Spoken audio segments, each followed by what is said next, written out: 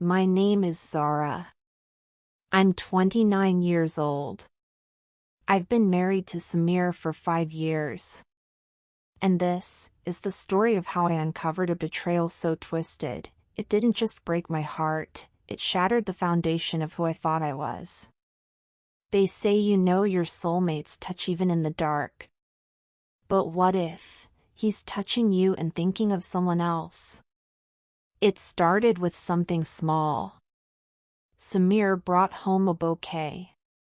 But not the lilies I love, he handed me white roses, my sister Mehak's favorite. I laughed it off. Maybe the florist gave the wrong ones. The next morning, he made breakfast, pancakes with peanut butter. I'm allergic. Mehak isn't. A week later, he whispered, "You look stunning in red, Mehak." I froze. "I'm Zara," I said slowly. He looked shaken, then laughed awkwardly. Just a slip. But that night, I couldn't sleep. Mehak and I are twins. Identical on the outside. Not on the inside. She's always been bold, attention-hungry, a magnet for drama. And she always wanted what I had.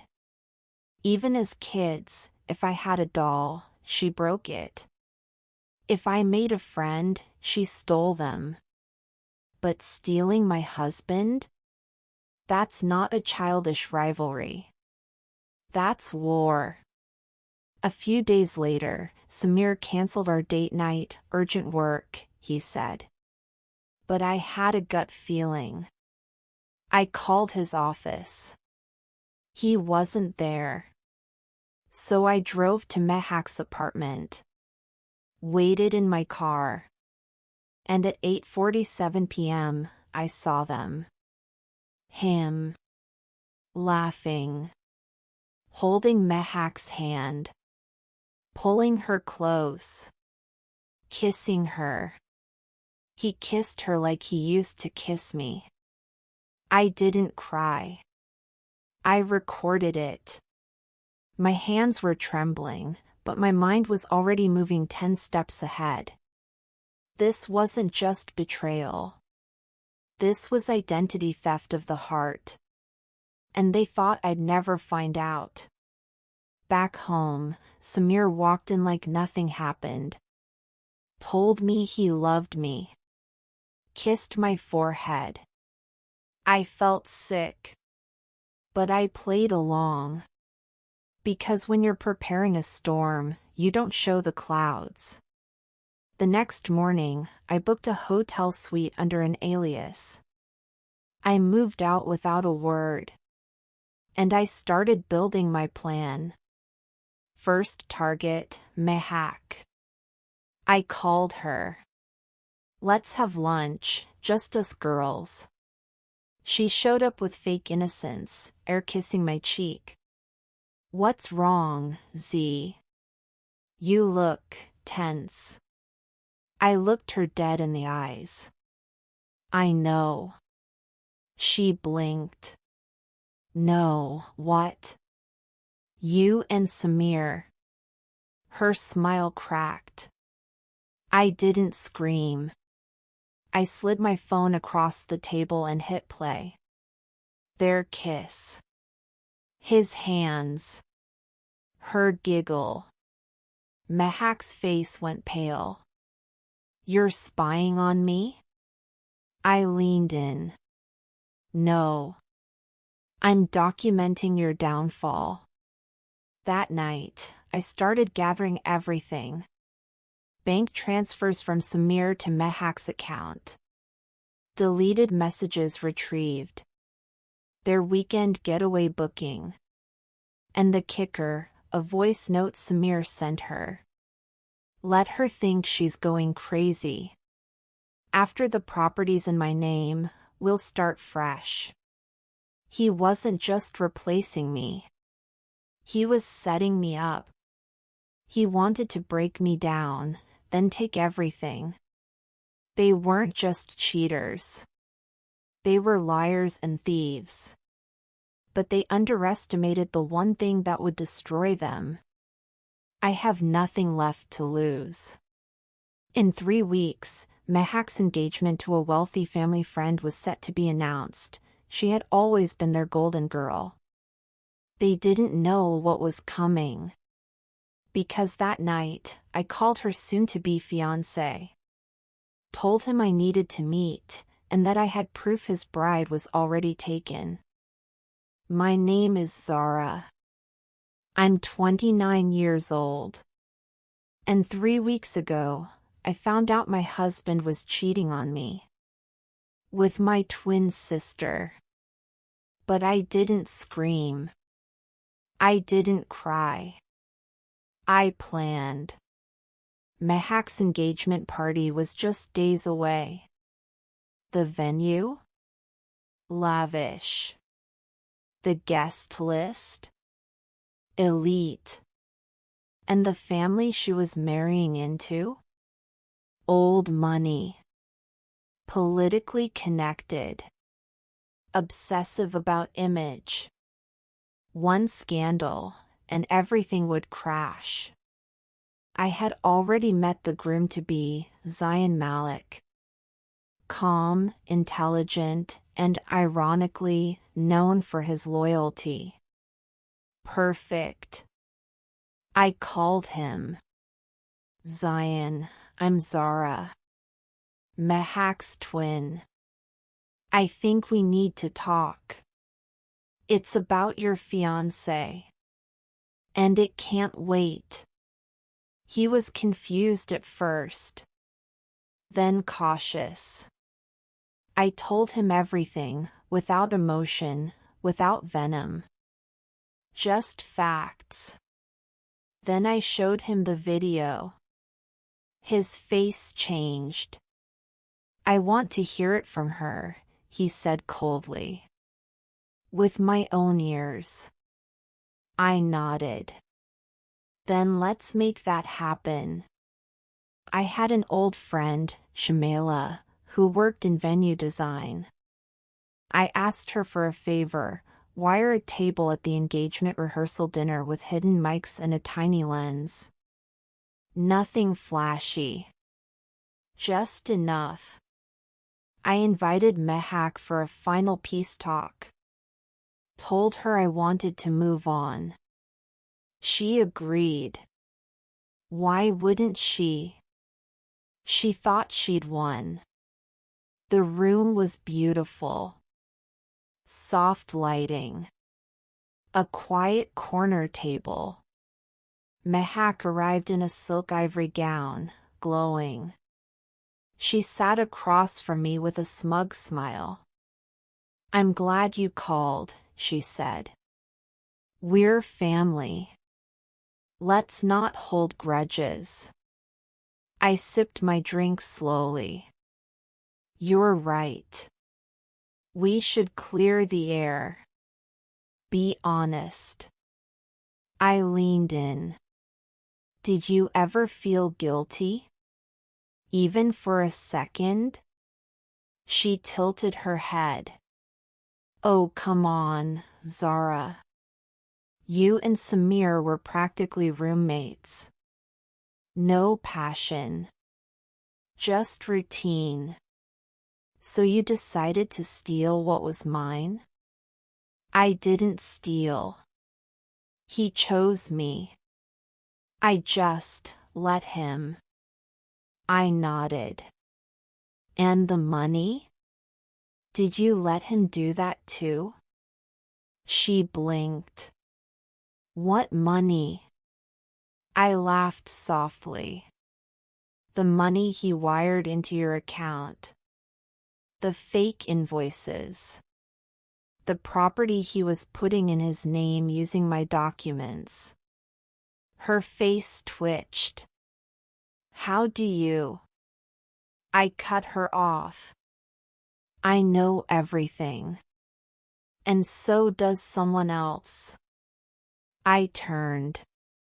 From the side door, Zion stepped in. Mehak's face collapsed. Zion, what are you? He didn't speak. He just played the voice memo from his phone, the one Mehak just gave us herself. He chose me. I just let him. Her mouth opened. Then closed. Then opened again. You set me up? Zion's voice was low. No. You exposed yourself. The very next morning, Zion's family released an official statement. The engagement between Mr. Zion Malik and Ms. Mehak Khan has been called off. No reason stated. But the whispers began. In high society, whispers destroy reputations faster than headlines. Mehak tried calling me that night. 10 times. I didn't answer. Because I was busy with phase 2. I filed a fraud report against Samir.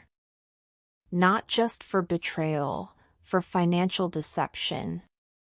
The loan applications he made in my name. The forged signature on the lease agreement.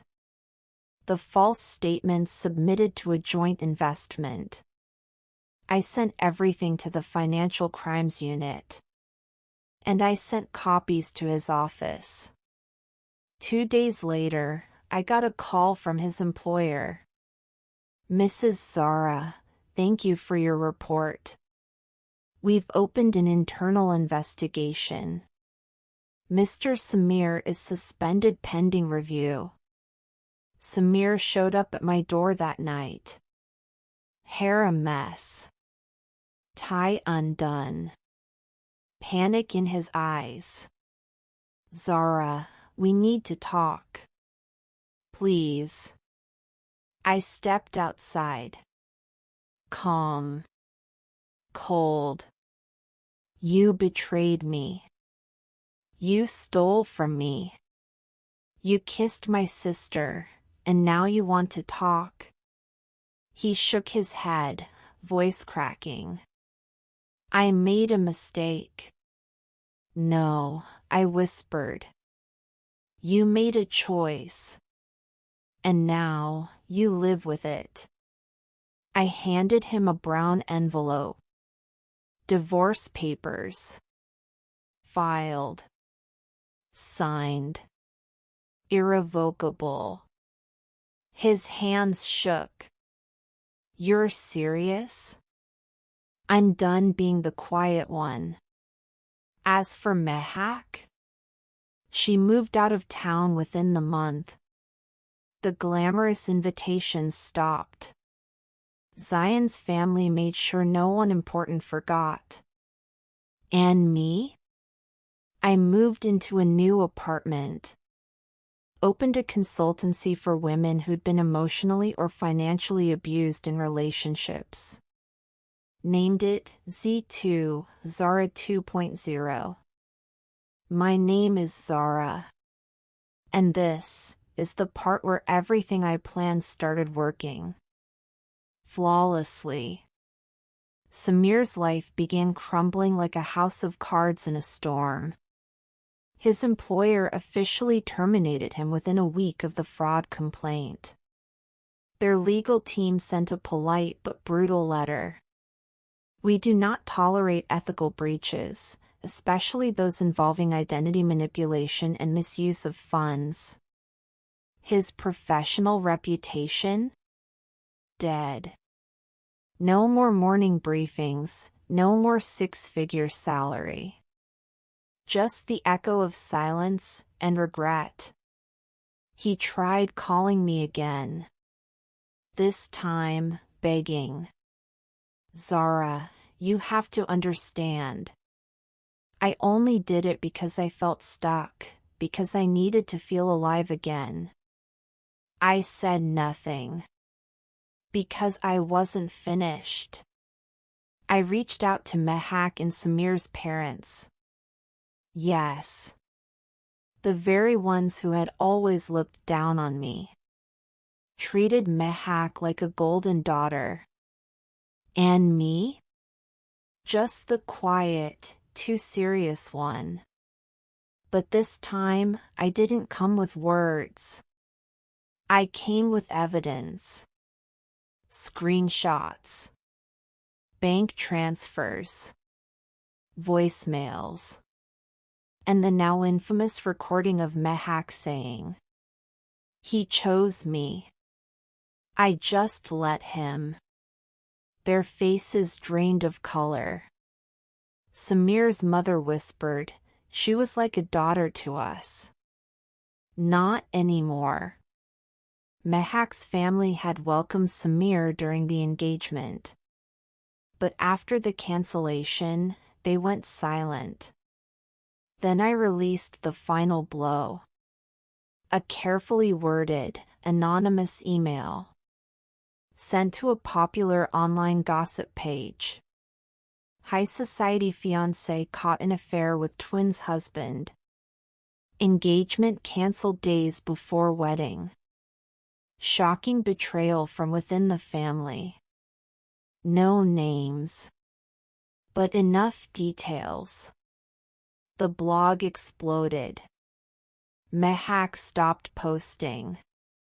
Her social accounts went private. She left her job at the luxury PR firm, the same one that had hired her for her image, her connections. Her boss messaged me. Yes, me. "Zara, I'm sorry. I had no idea what she did.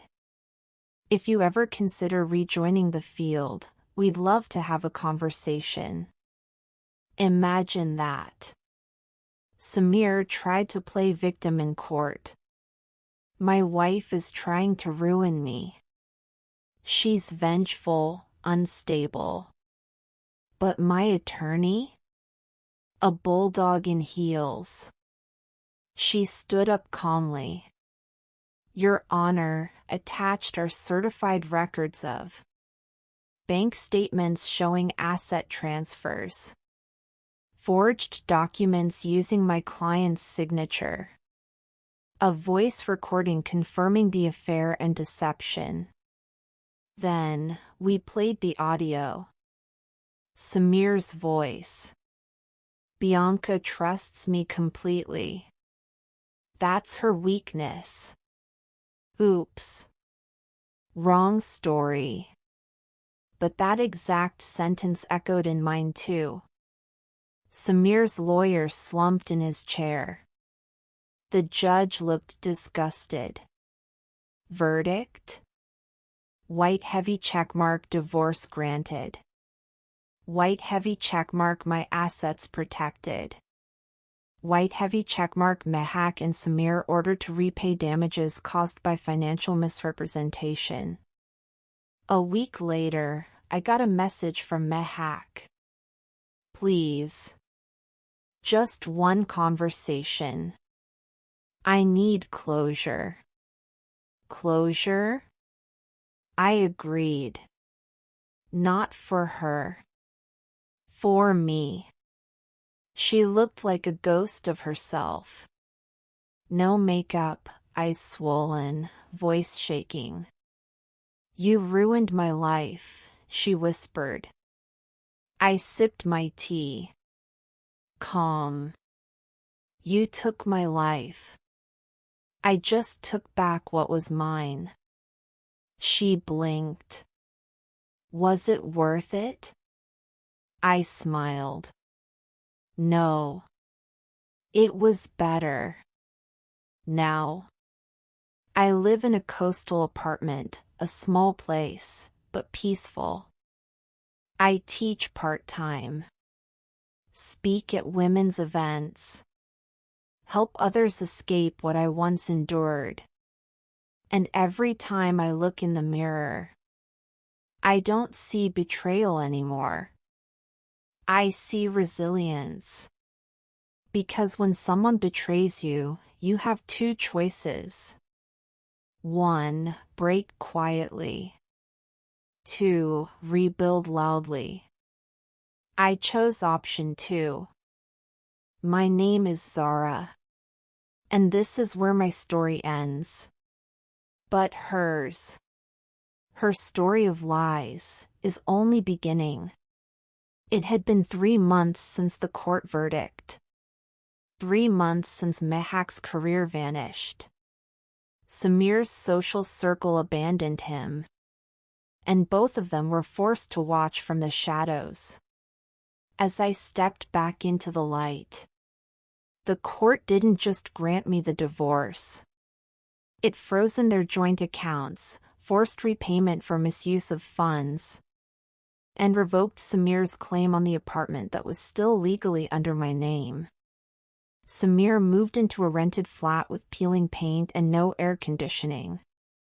He had sold his Rolex. Mehak was back living with her parents. Her father had stopped speaking to her. Her mother barely made eye contact in public. They were not welcome at family functions anymore. No more respect. No more admiration. Only whispers. That's her, the girl who stole her best friend's husband. My niece turned 9 that month. And the whole family gathered. The one person missing? Mehak. Her mother came alone. She said softly, "I'm so sorry, Zara. I raised 2 daughters, but only one had the heart of a woman. I didn't say anything. Because truth speaks louder when you say nothing." One morning, I found a handwritten letter slipped under my door. From Mehak. The envelope had no return address, but I recognized her handwriting immediately. Zara. I've lost everything. I think about us every day. The memories, the bond, the laughter. I thought I was winning something by taking Samir. But I only gained guilt. And now I'm drowning in it. I don't expect forgiveness. But I do miss you. Even as my enemy, you were still the best person I ever had in my life. I read it once.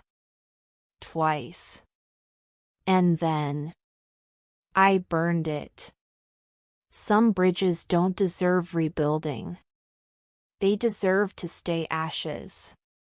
That year, I launched a private consultancy for women dealing with financial abuse and betrayal. It took time, but clients came. One by one. With stories not unlike mine. Each time I heard a woman say, "You gave me the strength to fight." I felt stronger too. My scars?